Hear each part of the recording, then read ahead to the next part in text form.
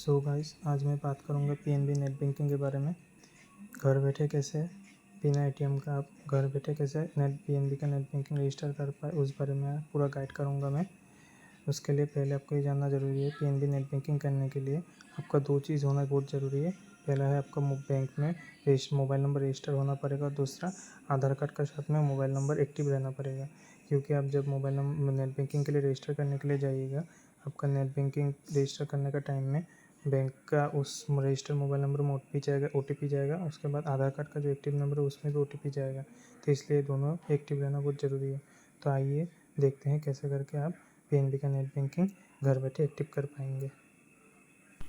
पहले तो आपको क्या करना है, अपने मोबाइल के प्ले स्टोर में जाना है। प्ले स्टोर में जाके वहाँ पे सर्च बार में जाके पीएनबी वन बोल के यहाँ पे वो आ गया, पीएनबी वन ऐप बोल के वो सर्च करना है। उसके बाद जाके पीएनबी वन ऐप को यहाँ से डाउनलोड करके इंस्टॉल करना पड़ेगा। मेरा ऑलरेडी डाउनलोड किया हुआ है, इसलिए यहाँ पे ओपन दिखा रहा है। डाउनलोड करके इंस्टॉल कर लीजिए। इंस्टॉल करने के बाद फिर बैक चला जाइए। उसके बाद जैसे मेरा यहाँ पे आया हुआ है, पीएनबी वन को खोल लीजिए। ऐसे करके खोलने के बाद प्रोसीड टू लॉगिन दिया हुआ है, ओपन अकाउंट दिया हुआ है। प्रोसीड टू लॉगिन में क्लिक कीजिए। उसके बाद नीचे लिखा होगा न्यू यूज़र बोल के, न्यू यूज़र में क्लिक कीजिए। उसके बाद यहाँ पे जाके एक है आपको ऊपर में दिखाएगा रजिस्ट्रेशन विद डेबिट कार्ड, और नीचे में है रजिस्ट्रेशन विद आधार।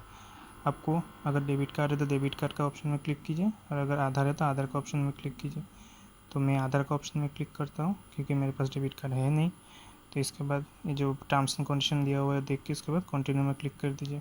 क्लिक करने के बाद यहाँ पे अकाउंट नंबर डाल दीजिएगा, जो आपका बैंक अकाउंट नंबर है। उसके बाद पान कार्ड नंबर या डेट ऑफ बर्थ, मेरा हिसाब से डेट ऑफ बर्थ ही डालिएगा, क्योंकि पान कार्ड नंबर किसी किसी का अपडेट नहीं रहता है अकाउंट में। डेट ऑफ बर्थ डाल के उसके बाद यहाँ पे जो रजिस्ट्रेशन चैनल लिखा हुआ है, रजिस्ट्रेशन चैनल में 2 ऑप्शन लिखा हुआ है, मोबाइल बैंकिंग सर्विस और mobile and internet banking service. Mobile banking service करने से आपको सिर्फ आपका नेट बैंकिंग में सिर्फ आप स्टेटमेंट दे सकते हैं। स्टेटमेंट देखना, कितना पैसा विड्रॉ किया, कितना डिपॉजिट किया, वही सर्विस सिर्फ आप यूज़ कर सकते हैं। लेकिन मोबाइल एंड इंटरनेट बैंकिंग करने से आप यहाँ से पैसा ट्रांसफ़र भी कर सकते हैं। इंटरनेट बैंकिंग आपका कोई ई कॉमर्स ट्रांजेक्शन के लिए यूज़ कर सकते हैं। मतलब ऑल जितना भी नेट बैंकिंग का फैसिलिटी है सब यूज़ कर सकते हैं इस ऑप्शन में करने से। तो बेटर होगा आप इस ऑप्शन में क्लिक कीजिए। उसके बाद यहाँ पे 2 choose preferred mode of operation लिखा हुआ है। यहाँ पे एक है व्यू ओनली और एक है व्यू एंड ट्रांजेक्शन। तो व्यू ओनली करने से आप सिर्फ जो नॉर्मल सर्विस सब है वही सिलेक्ट मतलब यूज़ कर पाएंगे, तो वो मत कीजिए। नीचे में जो व्यू एंड ट्रांजेक्शन ऑप्शन है उसमें क्लिक करके उसके बाद कंटिन्यू कर दीजिए।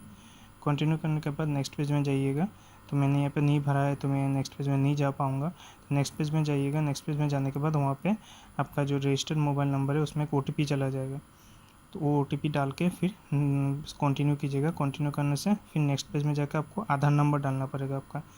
आधार नंबर डालने के बाद जो आधार नंबर डालने के बाद नेक्स्ट कीजिएगा। नेक्स्ट करने के बाद जो आधार का रजिस्टर्ड मोबाइल नंबर है उसमें आधार का रजिस्टर्ड मोबाइल नंबर है उसमें OTP जाएगा, वो OTP डालिएगा। OTP डालने के बाद नेक्स्ट कीजिएगा।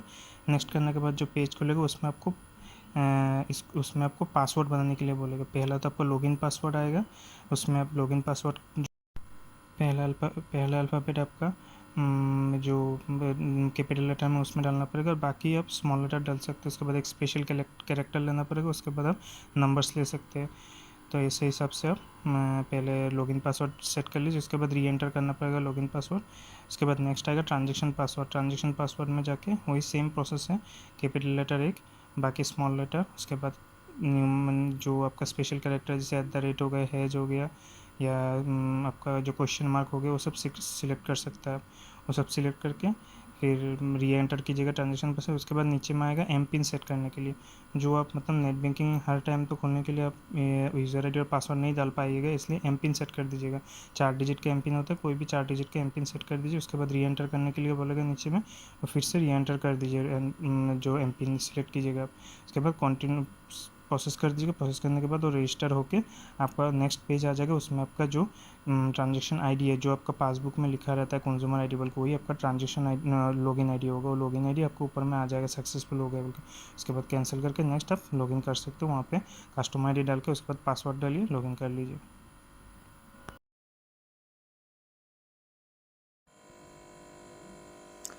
और एक बात है, आपको जो पासवर्ड डालना पड़ेगा, चाहे वो लॉगिन पासवर्ड हो या ट्रांजेक्शन पासवर्ड हो, वो 8 डिजिट का ही होना चाहिए।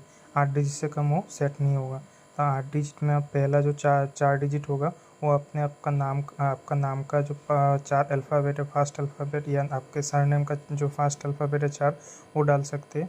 पहला अल्फ़ाबेट आप कैपिटल में डाल दीजिए, बाकी 3 अल्फ़ाबेट आप स्मॉल में डाल दीजिएगा। उसके बाद @ या हैज़ या क्वेश्चन मार्क, कुछ भी एक स्पेशल कैरेक्टर ले लीजिएगा।